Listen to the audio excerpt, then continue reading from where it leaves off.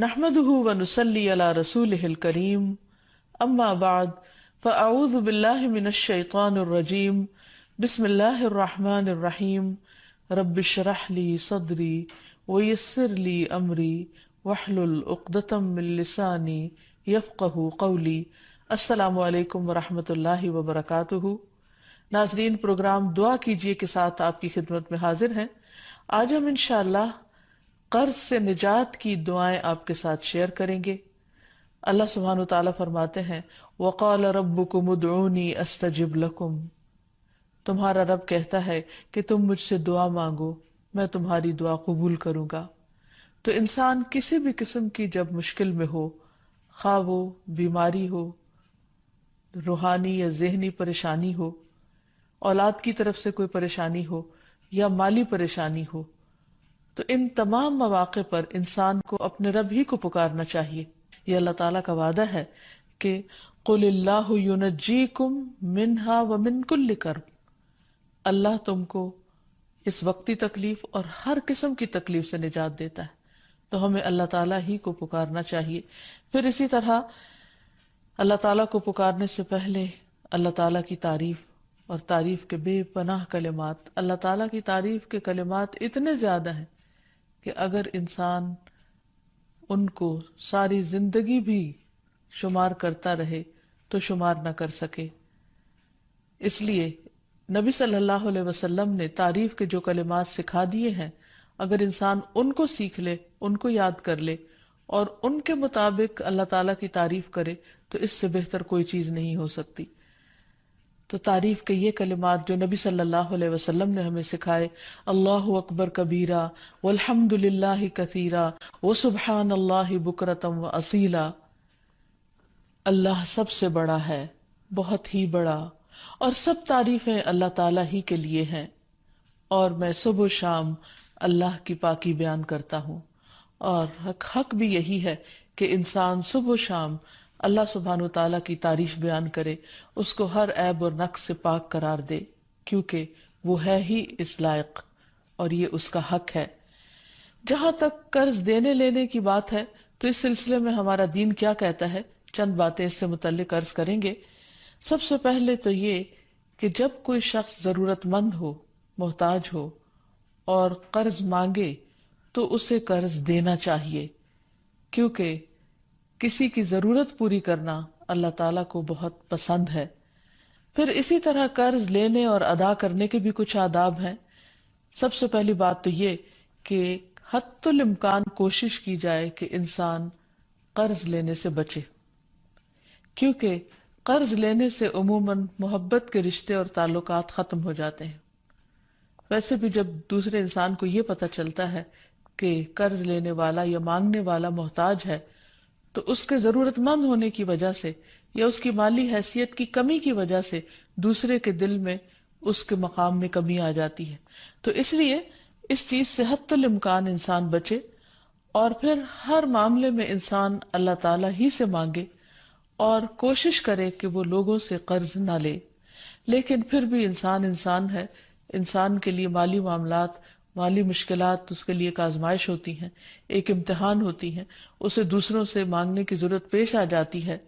تو ایسی صورت میں انسان صرف جائز ضرورتوں کے لیے مانگے، عیاشی کے لیے یا صرف خواہشات کی تکمیل کے لیے قرض نہ لے کسی سے۔ یہاں تک اس چیز سے روکا گیا ہے کہ اگر کوئی شخص حج پہ جانے کی بھی، یعنی اتنے بڑے نیک کام کی بھی خواہش رکھتا ہے اور اس کے لیے وہ قرضہ لینا چاہتا ہے تو اس سے منع کیا گیا۔ طارق بن عبد الرحمن سے مروی ہے کہ انہوں نے نبی صلی اللہ علیہ وسلم کے صحابی عبداللہ بن ابی اوفا سے سوال کیا کہ ایک شخص نے حج نہیں کیا، کیا وہ حج کے لیے قرض لے سکتا ہے؟ تو انہوں نے کہا کہ نہیں، یعنی حج جیسے نیک کام کے لیے بھی قرض نہیں لینا چاہیے۔ پھر اسی طرح قرض سے پاک ہونا جنت میں داخلے کی ضمانت ہے۔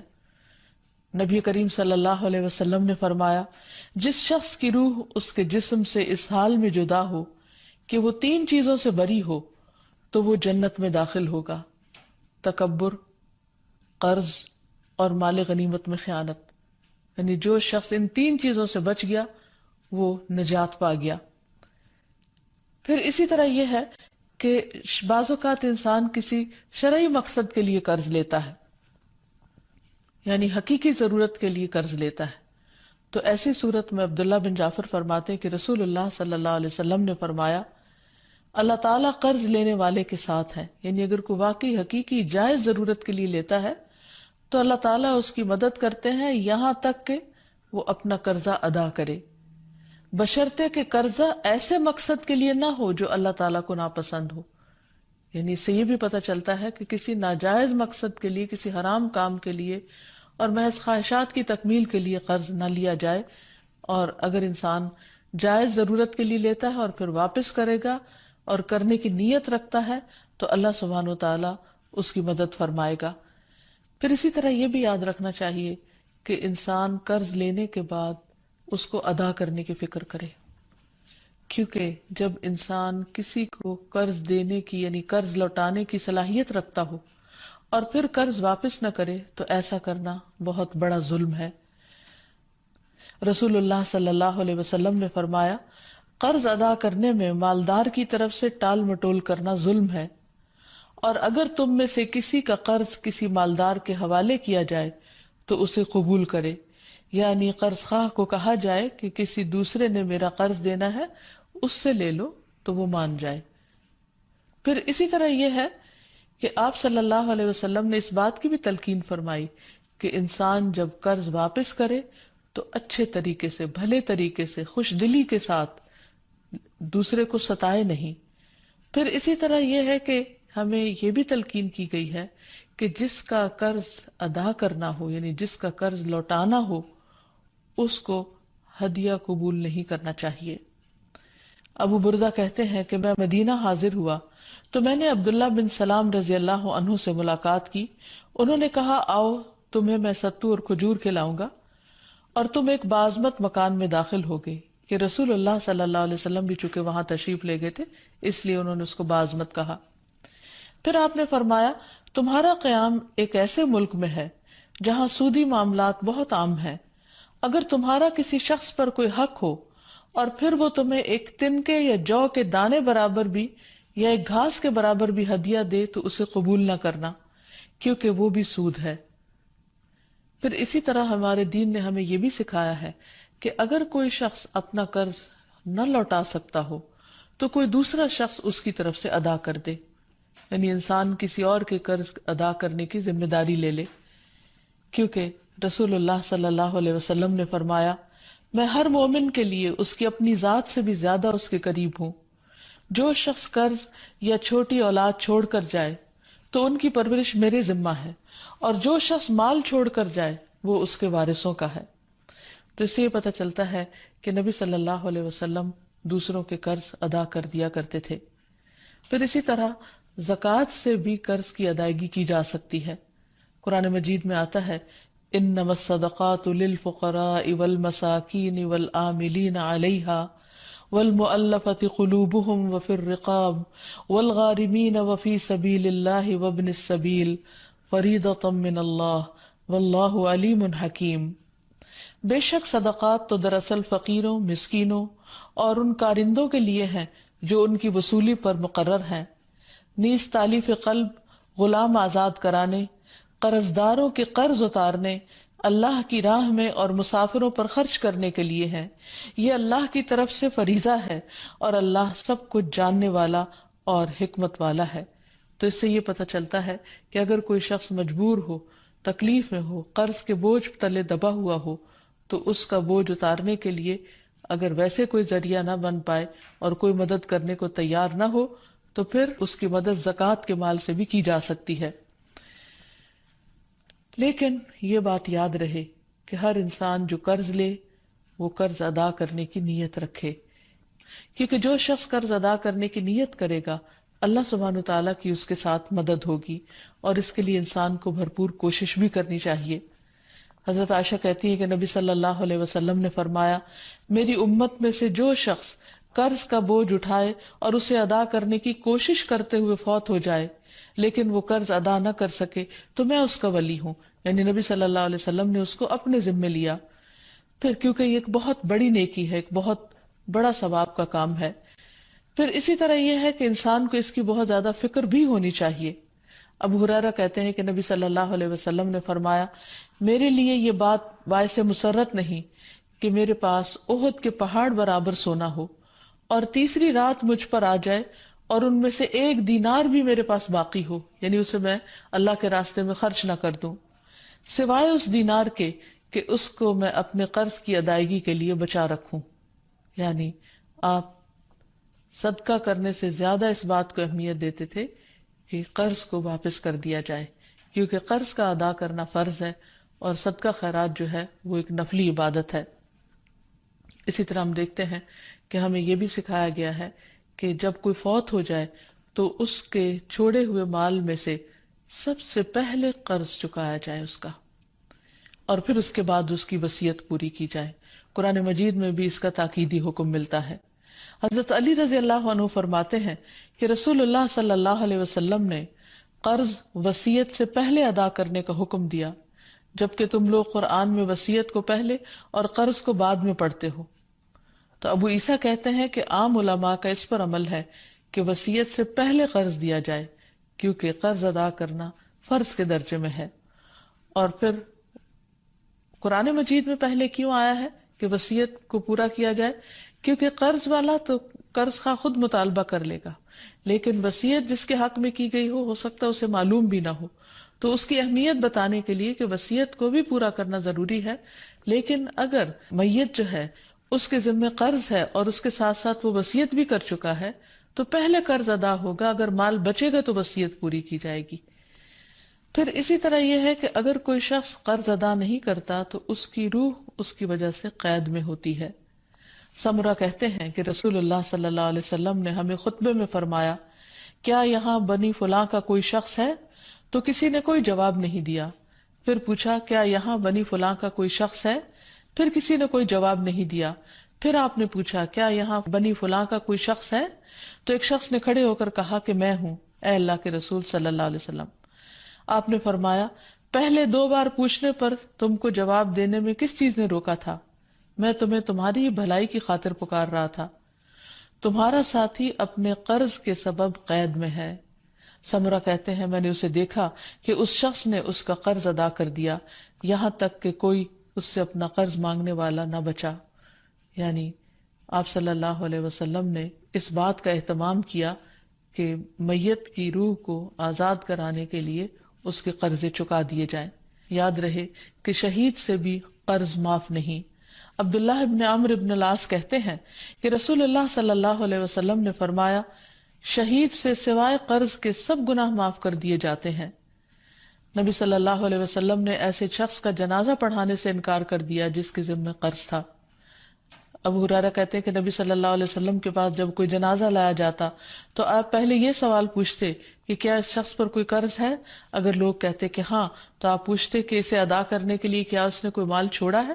اگر لوگ کہتے کہ ہاں تو آپ اس کی نماز جنازہ پڑھا دیتے، اور اگر جواب میں نہ بولتے تو نبی صلی اللہ علیہ وسلم فرماتے کہ اپنے ساتھی کی نماز جنازہ خود پڑھ لو.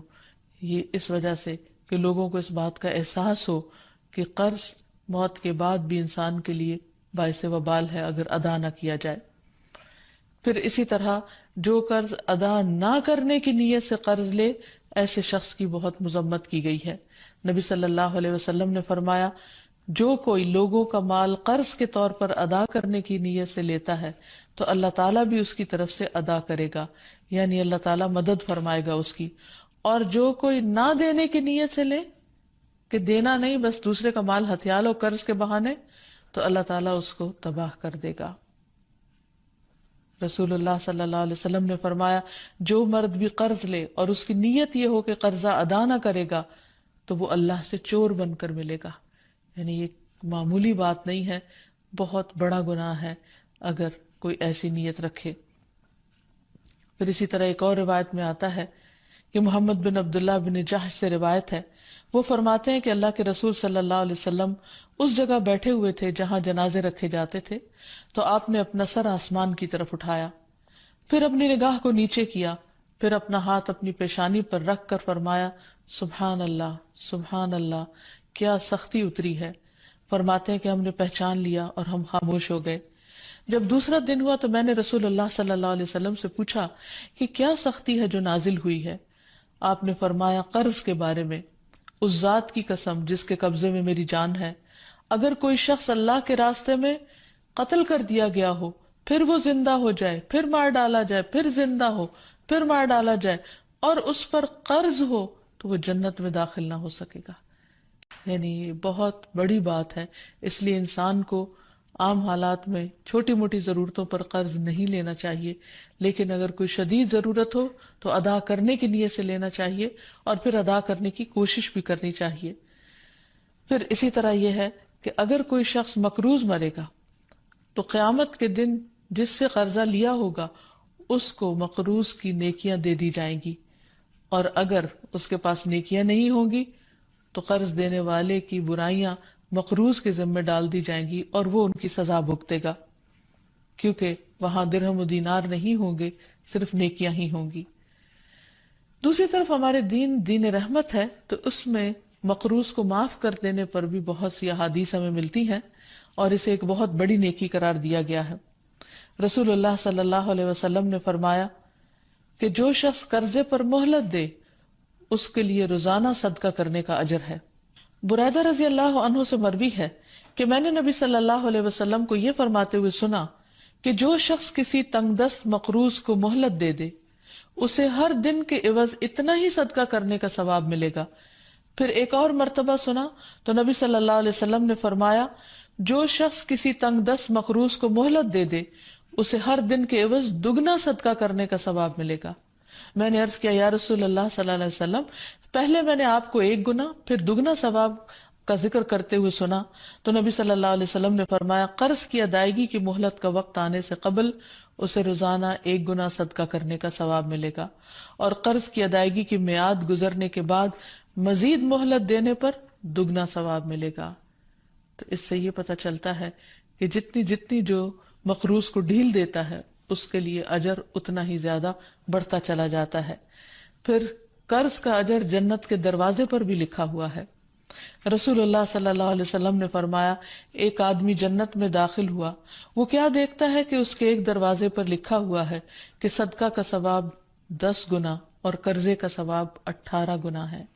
یعنی اگر کوئی شخص کسی کو کچھ 1 روپیہ دیتا ہے تو اس کے بدلے میں اس کو 10 نیکیاں ملتی ہیں، لیکن اگر کوئی شخص قرض کے طور پر کسی کو دیتا ہے تو اس کے بدلے میں 18 نیکیاں اس کو ملتی ہیں۔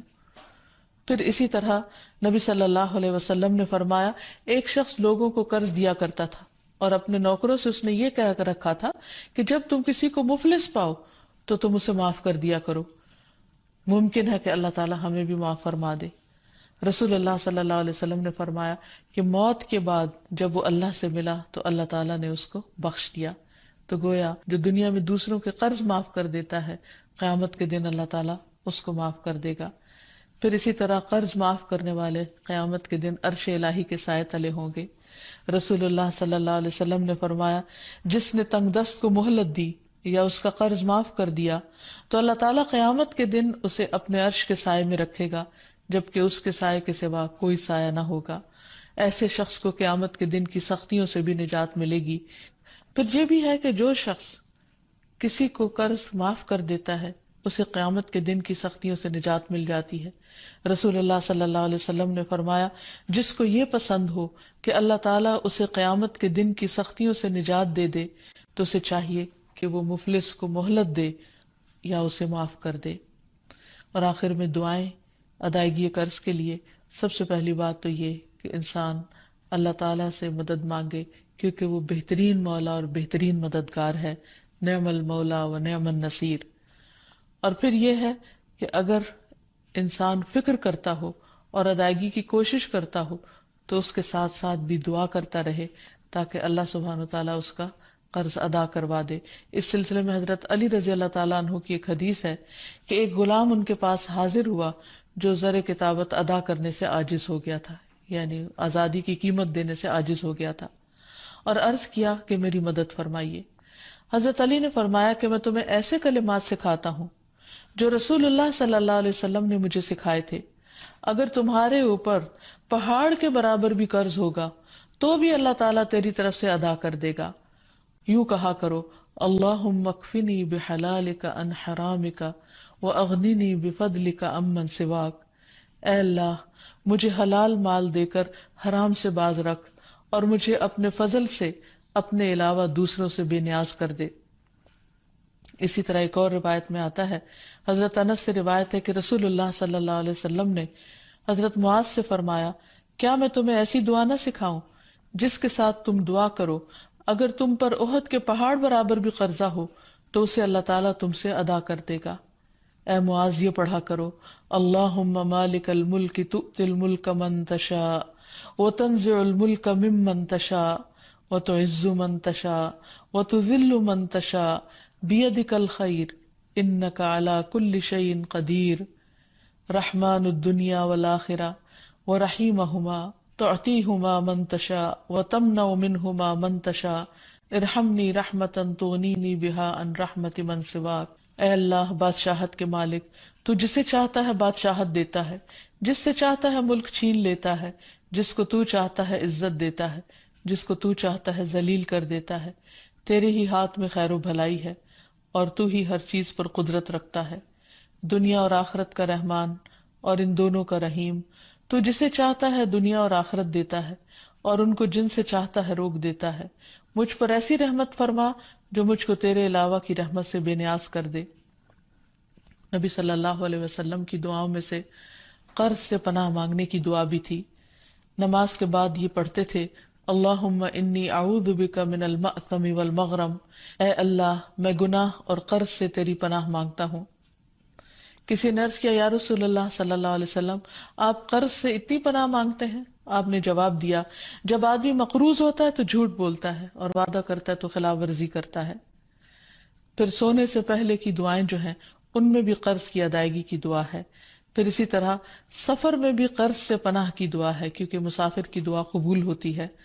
نبی صلی اللہ علیہ وسلم جب کہیں قیام فرماتے تو یہ دعا پڑھتے، اللہم انی اعوذ بک من الہم والحزن والعجز والکسل والبخل والجبن ودلع الدین وغلبۃ الرجال۔ اے اللہ میں تیری پناہ مانگتا ہوں غم اور رنج سے، عاجزی سے، سستی سے، بخل سے اور بزدلی سے، اور قرض چڑھ جانے اور لوگوں کے غلبے سے۔ تو یہ ہیں وہ چند مسنون دعائیں جو نبی صلی اللہ علیہ وسلم نے سکھائیں۔ اگر انسان ان کو پڑھتا رہے تو قرض سے نجات حاصل ہو جائے گی۔ اللہ تعالی ہم سب کو ہر طرح کی پریشانیوں سے محفوظ رکھے۔ وآخر دعوانا ان الحمد للہ رب العالمین۔